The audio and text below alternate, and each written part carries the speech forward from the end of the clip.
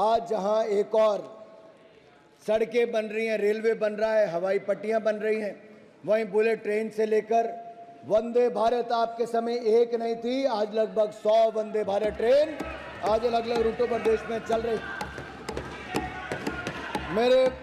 मेरे साथियों, natural gas pipeline आज 23,000 किलोमीटर से ज़्यादा बिछ गई है।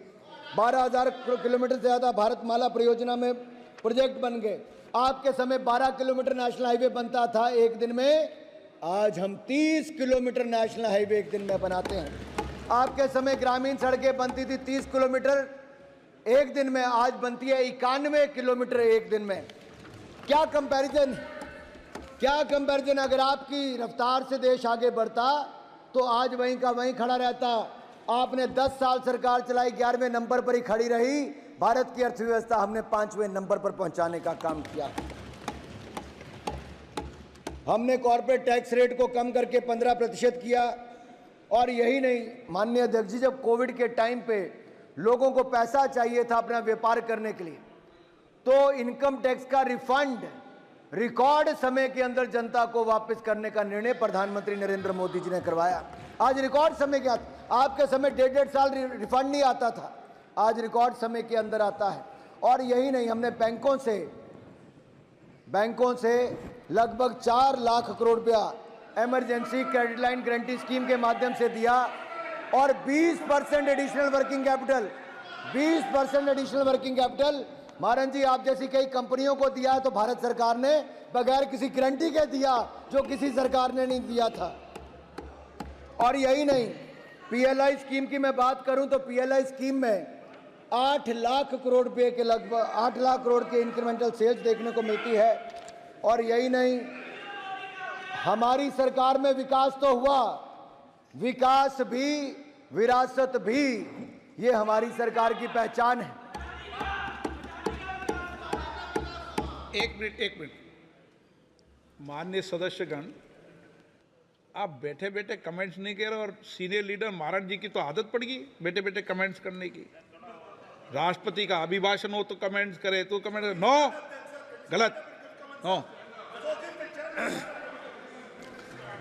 धन्यवाद अध्यक्ष जी, धन्यवाद अध्यक्ष जी। क्योंकि मैंने विकास भी और विरासत की बात भी की, तो दयानिधि मारन जी का चिल्लाना तो सही था, क्योंकि इनके नेता वहां पर बैठ कर कहते हैं कि सनातन धर्म बीमारी की तरह, इसको जड़ से मिटाना है। इनके नेताओं ने वहां पर कहा है, इनके नेताओं ने कहा है।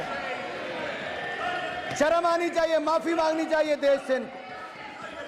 अगर ये मुझे चाहते मेरा भाषण इस दिशा में जाए तो मुझे करने में कोई आपत्ति नहीं, लेकिन ये शब्द जो इन्होंने कहे, सनातन धर्म को जो नीचा दिखाने का प्रयास किया, सनातन धर्म को आपने एचएचवी के साथ जोड़ने का काम किया, इनके पार्टी के नेताओं ने जो कहा, ये मंजूर नहीं है।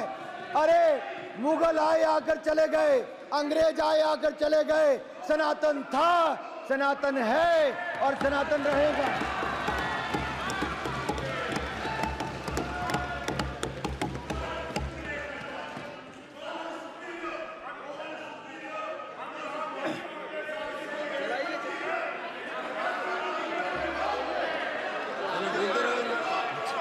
उन्होंने क्या बोला कि सनातन रहेगा, यही बोला ना। आपको आपत्ति है सनातन रहने पे? चलिए। अध्यक्ष जी, हम सबके जीवन में जो 500 साल तक हमारी पूर्व की पीढ़ियों के जीवन में भी जो समय नहीं आया, हम सौभाग्यशाली, हम कोविड से भी बच गए। और जो 500 साल में किसी को अवसर नहीं मिला, वो हमारी आंखों के सामने भव्य और दिव्य राम मंदिर का निर्माण भी हुआ।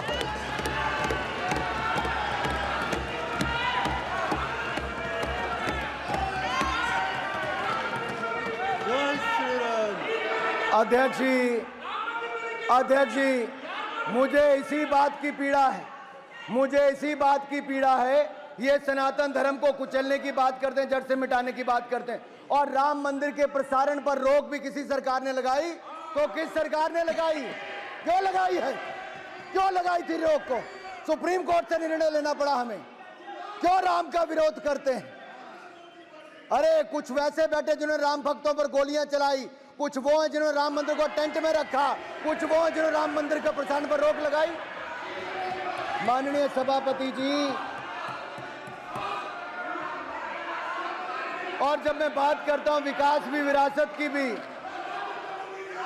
तो हम यही नहीं, सोमनाथ धाम बनाया, काशी विश्वनाथ धाम बनाया, दिव्य भव्य केदारनाथ धाम बनाया, महाकाल लोक धाम बनाया और दिव्य भव्य राम मंदिर भी बनाया है।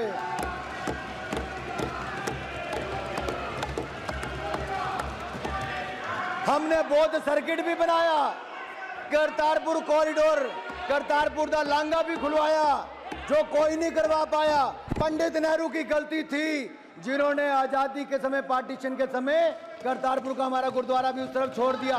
दूरबीन लगाकर दर्शन करते थे। नरेंद्र मोदी जी की सरकार में हमारी सरकार ने करतारपुर कॉरिडोर खुलवाया और हेमकुंड साहब में रोपवे बनाने का काम भी हमारी सरकार कर रही है। माननीय अध्यक्ष जी, 550वां प्रकाशोत्सव गुरु नानक देव जी का मनाया, 400वां प्रकाशोत्सव गुरु तेग बहादुर जी का, 350वां गुरु गोविंद सिंह जी का हमारी सरकार ने मनाया है। और यही नहीं, अगर साहिबजादों का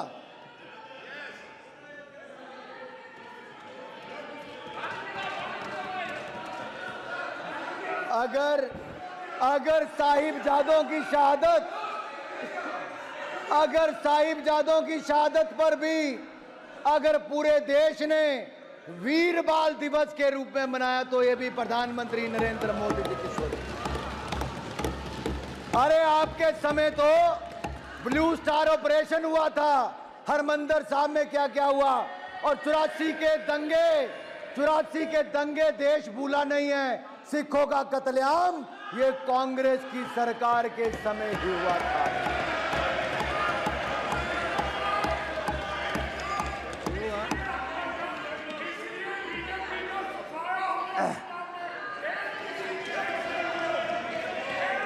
माननीय अध्यक्ष जी, भारतीय जनता पार्टी को समर्थन मिला पंजाब में कि हमारा वोट शेयर 3 गुना ज्यादा पंजाब की जनता ने बढ़ाया है।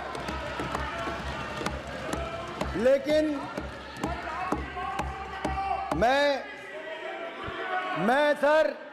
इन लोगों से ज्यादा अपेक्षा रखता भी नहीं।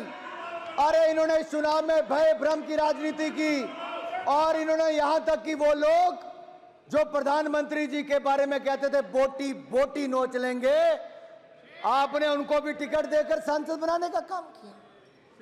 क्या कहते थे? बोटी।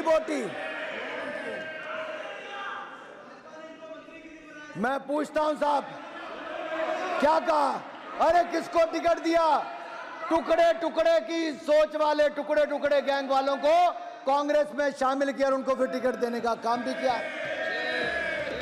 अरे जो अफजल गुरु की फांसी माफ कराने की बात करते हैं उनको दिया, जो भारत का नामो निशान मिटाने की बात करते हैं उनको कांग्रेस ने टिकट क्यों दिया? मेरा सवाल ये खड़ा होता है।